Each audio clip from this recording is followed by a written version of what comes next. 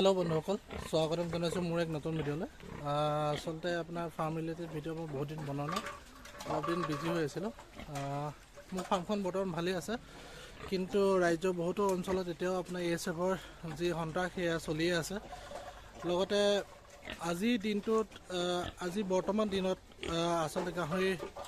পোৱালিয়ে হওক বা মাংসৰ ক্ষেত্ৰত যিটো এটা বজাৰৰ যি অৱস্থা সেইটোৰ ওপৰত আচলতে মই পাতিব বিচাৰোঁ আৰু তাৰ কাৰণে আচলতে মই যাক দোষাৰোঁ বুলি ভাবোঁ তেওঁলোকৰ বিষয়ে আজি পাতিম প্ৰথমে মই ফাৰ্মখন সৰুকৈ আপোনাৰ ভিডিঅ' এটা দেখাইছোঁ যিখিনি নতুন ভিউৱাৰ আছে ভিডিঅ'টো ষ্টাৰ্টিং কৰাৰ আগতে এটা ৰিকুৱেষ্ট প্লিজ মোৰ চেনেলটো এবাৰ ছাবস্ক্ৰাইব কৰি দিব আৰু আপোনালোকৰ কমেণ্টৰ জৰিয়তে মই যিখিনি কথা ভিডিঅ'টোত ক'ম সেই কথাখিনি কিমান সত্য বা আপোনালোকে মোৰ কথাটোৰ লগত কি ভাবে সেইখিনি আপোনালোকে কমেণ্টৰ জৰিয়তে আপোনালোকে জনাব আপোনালোকৰ মতামত জনাব মোৰ আচলতে 3জনী গাহৰিয়ে পোৱালি দিছিলে বৰ্তমান আপোনাক দেখাইছোঁ এবাৰ এজনী আচলতে প্ৰথম এটা দিছিলে তাই পোৱালিকেইটা বৰ্তমান ঠিকে আছে 12টা পোৱালি আপোনাৰ শুকান দানা খাই আছে সিহঁতক মই শুকান দানা দিছোঁ আজি 4-5 দিনৰ পৰা ইহঁতে দানা খাব লৈছে আজি আমাৰ 3 দিন গ্ৰ'থ যথেষ্ট ভালেই তাৰপৰা 2 নম্বৰতে এজনী আছিলে ইয়াৰ পোৱালিকেইটা আছে 9টা পোৱালি আছে ইহঁতৰ আজি 16 দিন তক মই বেজি দিম ভিটামিনৰ বেজি দিম আৰু লগতে আপোনাৰ এইজনী পোৱালি দিলে এজনী গাহৰিজনী বেছি ডাঙৰ নহয় কিন্তু তাই পোৱালি অকল 2টাহে দিলে ইয়াৰ কাৰণো আছে কিহৰ কাৰণে 2টা দিলে সেইটো মই জানিছিলোঁ তাই পোৱালি কম দিব কিন্তু ইমানো কম দিব বুলি ভবা নাছিলোঁ মই ভিডিঅ' এটা বনাই দিম কিহৰ কাৰণে পোৱালিয়ে দানা কি কয় পোৱালি কম দিয়ে যদি আপোনালোকক লাগে তেতিয়াহ'লে আপোনালোকে কমেণ্টৰ জৰিয়তে মোক আপোনালোকে জনাব মই ইয়াৰ বিষয়ে ভিডিঅ' এটা বনাই দিম এটা মেইন পইণ্টটোলৈ আহোঁ বৰ্তমান যি গাহৰি ফাৰ্ম বা আপোনাৰ গাহৰি পোৱালি হওক বা গাহৰি মাংসৰ যিখন বজাৰৰ অৱস্থা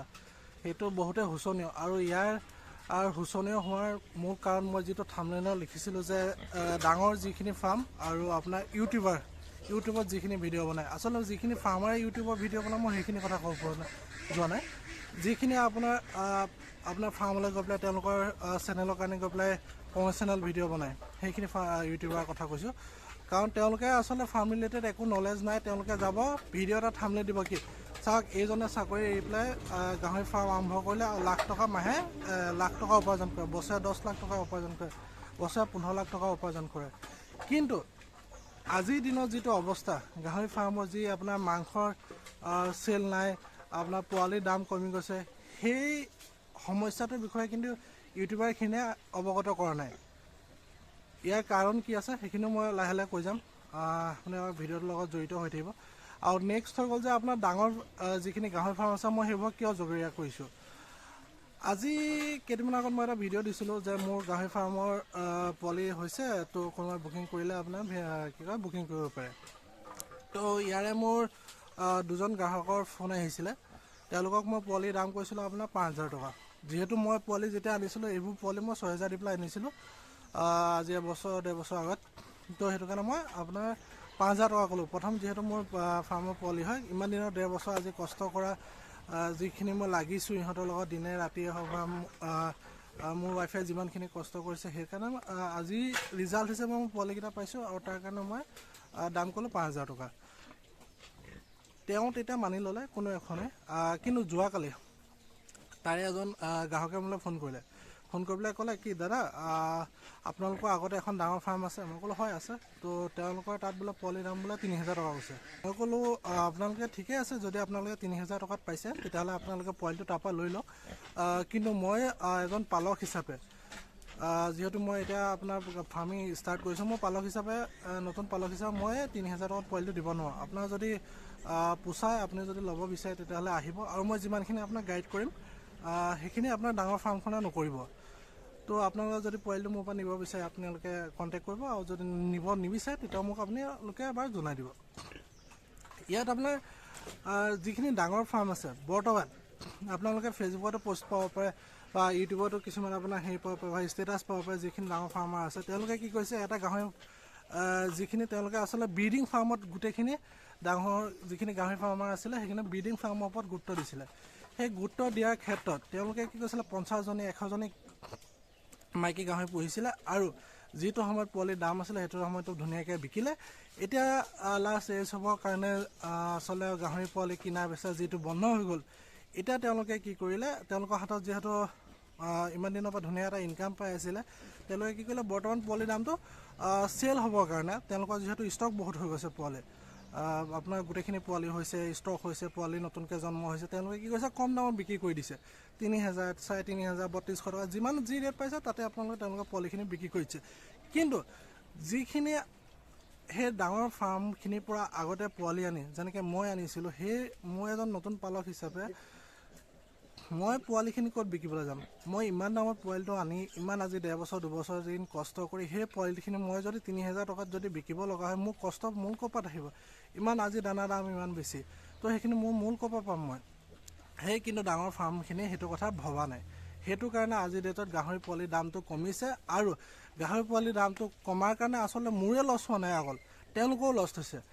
সেইটো কথা তেওঁলোকে ভাবিছে নাভাবিছে নাজানো, যে পোৱালি যিহেতু তেওঁলোকৰ হাতত এভেইলেবল বহুত আছে, এতিয়া তেওঁলোকেতো দাম কমাই দিছে, কিন্তু সেই দামটো তেওঁলোকে ভৱিষ্যতে আকৌ বঢ়াব পাৰিব নোৱাৰে। সেইটো ক্ষেত্ৰতো তেওঁলোকে গুৰুত্ব দিয়া উচিত আছিলে, কিন্তু এতিয়ালৈকে মই জনাত তেনেকুৱা কোনো গুৰুত্ব দিয়া নাই। আৰু এই আপোনালোকে দেখে যে, আপোনালোকে শুনে যে ডিষ্ট্ৰিক্ট কমিটি আছে, গাহৰি পালক সন্থা আছে, সেইবোৰৰ আজিৰ দিনত কিন্তু যিটো এটা গুৰুত্বপূৰ্ণ পদক্ষেপ ল'ব লাগিছিলে, এই গাহৰি মাংস বা পোৱালিৰ যিটো এটা ব্যৱসায়, সেইটোৰ ওপৰত যিটো গুৰুত্ব দিব লাগিছিলে, বৰ্তমানে দিয়া মই অলপো দেখা নাই। আপুনি এতিয়াও দেখিব বহুতে, মই নাম নলওঁ, এতিয়াও দিব যে বৈজ্ঞানিকভাৱে আপোনাৰ গাহৰি পালনৰ প্ৰশিক্ষণ দি আছে, এতিয়াও দি আছে, বেটছ আপোনাৰ ডেইলি ওলাই আছে। কিন্তু সেই বেটছত ওলোৱা যিখিনি ষ্টুডেণ্ট আছে বা যিখিনি আপোনাৰ পালক হ'ব, সেই পালকখিনিয়ে কি ইমান দিনৰ পৰা গাহৰি পুহি পেলাই কি 3,000 টকাত পোৱালি বিক্ৰী কৰিবলৈ তেওঁলোকে কি গাহৰি পালন আৰম্ভ কৰিব নেকি? সেইবোৰত তেওঁলোকে কিন্তু বৰ্তমান একো মাত মতা নাই। অকল তেওঁলোকে নিজৰ স্বাৰ্থৰ ক্ষেত্ৰত, ডাঙৰ যিখিনি ফাৰ্মাৰ আছে সেইখিনি নিজৰ স্বাৰ্থৰ ক্ষেত্ৰত সৰু ফাৰ্মাৰখিনিৰ কথা গুৰুত্ব নিদি তেওঁলোকে অকল নিজৰ লাভালাভৰ কাৰণে তেওঁলোকে কাম কৰি গৈ আছে। তেওঁলোকে পোৱালিখিনি কি সেই ডাঙৰ ফাৰ্মাৰখিনিয়ে নিব নেকি? কোনো নিয়ে। ডাঙৰ ফাৰ্মাৰ এজনৰ পৰা ডাঙৰ ফাৰ্মাৰ এজনে কেতিয়াও পোৱালিখিনি নিয়ে, সৰু ফাৰ্মাৰখিনিয়ে নিব। কিন্তু সেই সৰু ফাৰ্মাৰখিনি তেওঁলোকৰ যি কষ্টৰ ফল, সেই কষ্টৰ ফল তেওঁলোকে পাব নাপায়, সেইটোৰ ওপৰত গুৰুত্ব নিদিলে। যদি ডাঙৰ ফাৰ্মখিনিয়ে যদি পোৱালিৰ দামটো নকমালে হয়, তেতিয়া আজিৰ ডেটত কিন্তু পোৱালিৰ দাম কম নহ'লহেঁতেন। সেই পোৱালিৰ দাম সিমানে থাকিলহেঁতেন, 5,000 টকাই থাকিলহেঁতেন বা 6,000 টকাই থাকিলহেঁতেন। তেতিয়া মই নতুন পালক হিচাপে মোৰ 5,000 পালোঁ হয় আৰু তেওঁলোকৰ 5,000 পালে। কিন্তু তেওঁলোকৰ কম্পিটিশ্যনৰ কাৰণে, ডাঙৰ ফাৰ্মাৰখিনি কম্পিটিশ্যনৰ কাৰণে তেওঁলোকে কি কৰিলে, পোৱালিখিনি কম দামত বিক্ৰী কৰিবলৈ ধৰিলে। সেইটো কাৰণে আজিৰ দিনত পোৱালিৰ দামটো ইমান কমি গৈছে। আৰু যিখিনি গুৰুত্ব দিব লাগিছিলে গাহৰি পালক সন্থা হিচাপে, যিবোৰ সন্থা আছে সেইখিনি মই আচলতে জগৰীয়া কৰিম। কিন্তু কাৰণ তেওঁলোকৰ আজিৰ ডেটত এই যিটো ইণ্ডাষ্ট্ৰি, গাহৰি ইণ্ডাষ্ট্ৰিটোৰ ওপৰত এইখিনি যিখিনি মাংসৰ দাম কমিছে, পোৱালিৰ দাম কমিছে, এইখিনিৰ ওপৰত যিটো পদক্ষেপ ল'ব লাগিছিলে, কিন্তু সেইটোৰ ওপৰত পদক্ষেপ লোৱা মই এটাও দেখা নাই। মই যদি মিছা কৈছোঁ বা ভুল কৈছোঁ, যিখিনি আপোনাৰ ভিউৱাৰ আছে আপোনালোকে মোক কমেণ্টৰ জৰিয়তে জনাব যদি মই ইয়াত কিবা ভুলকৈ কৈছোঁ। আৰু লগতে যিখিনি ইউটিউবাৰ আছে তেওঁলোককো মই এটা ৰিকুৱেষ্ট কৰিব বিচাৰোঁ যে আপোনালোকে যিহেতু যে থাম্বনেইল যে দেখুৱাই যে লাখ টকা ইনকাম কৰিছে, ইমান টকা প্ৰফিট পাইছে, ইমান টকা হেৰি পাইছে, ইনকাম হয় মাহিলী, চাকৰি এৰি দিছে, কাম কৰি গাহৰি ফাৰ্ম খুলিছে,